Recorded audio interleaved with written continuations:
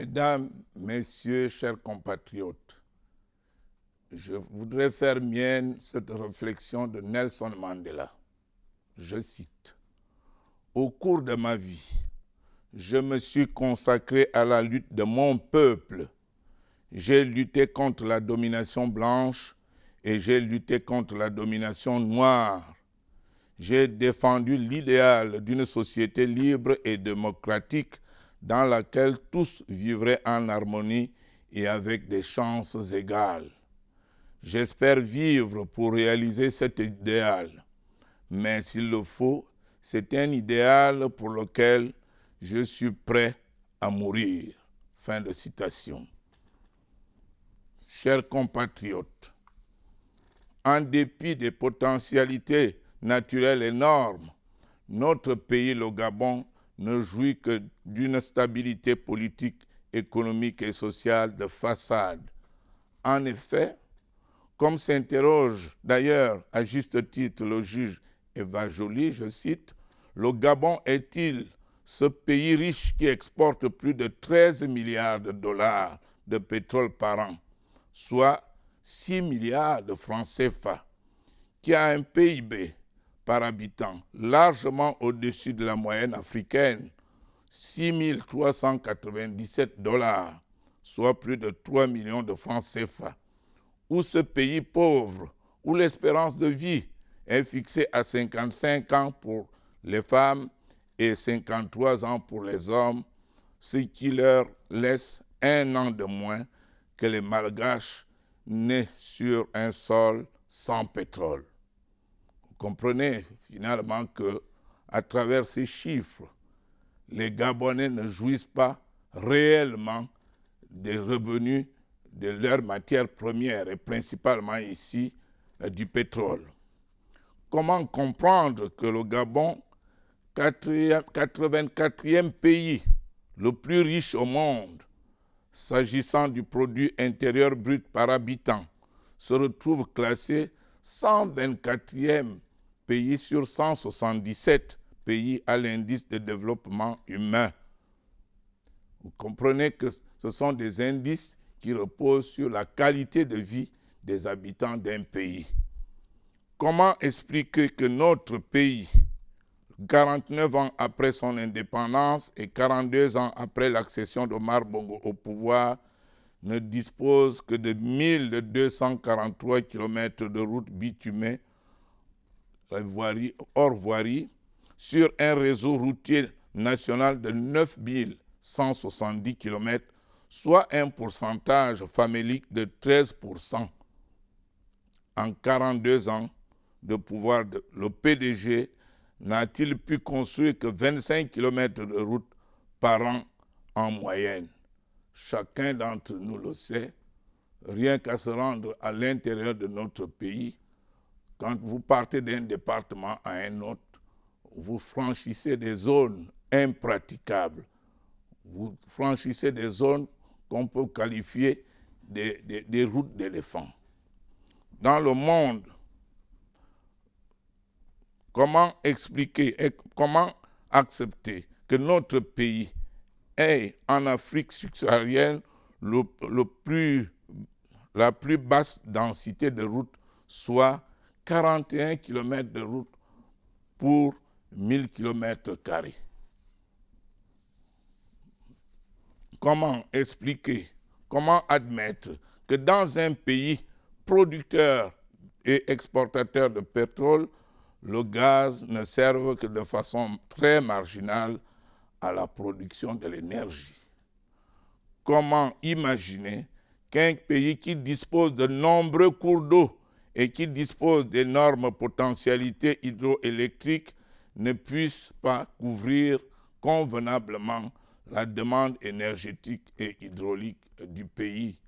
Je crois que ces phénomènes, on ne peut plus les expliquer aux Gabonais parce que pendant de longs mois, nous subissions des alternances, nous subissions des coupures intempestives dans notre pays.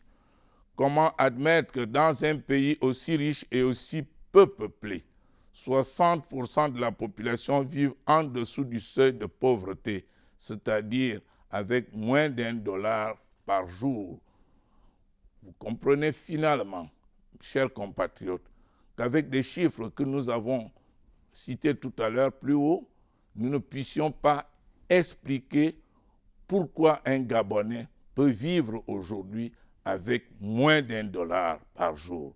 Où vont les milliards qui proviennent de la vente du pétrole? Comment comprendre que dans un pays aussi riche, plus de 23% de la population active soit au chômage? Peut-on dire aujourd'hui que l'effort du gouvernement ne soit pas suffisant pour créer des métiers, pour lancer des travaux qui puissent absorber ces 23% de la population, de notre population qui est mise au chômage et qui est obligée de vivre en parasite chez les parents. Vivre en parasite chez les parents.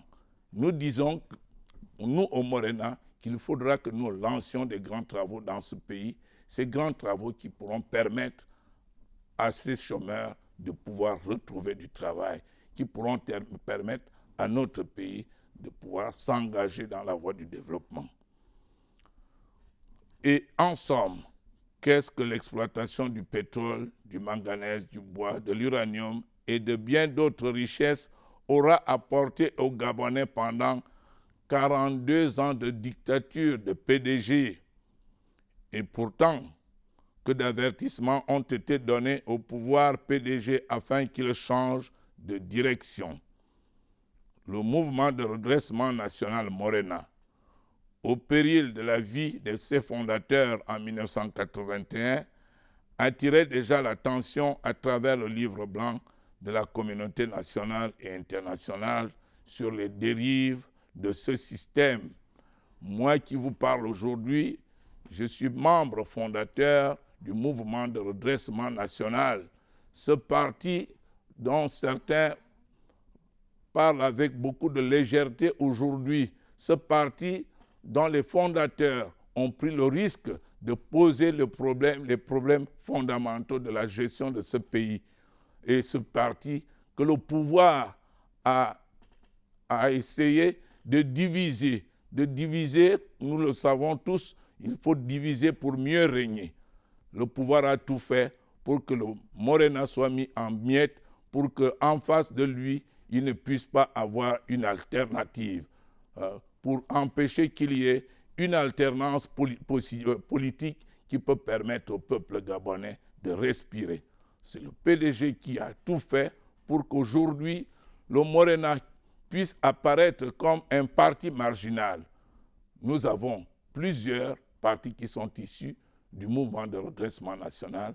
Il a suffi que ces personnes acceptent d'entrer dans la majorité présidentielle pour qu'on leur donne des moyens et pour qu'on donne l'impression que ces partis sont mieux que le mouvement du redressement national. Mais ce mouvement vivra toujours, il combattra toujours pour le peuple gabonais.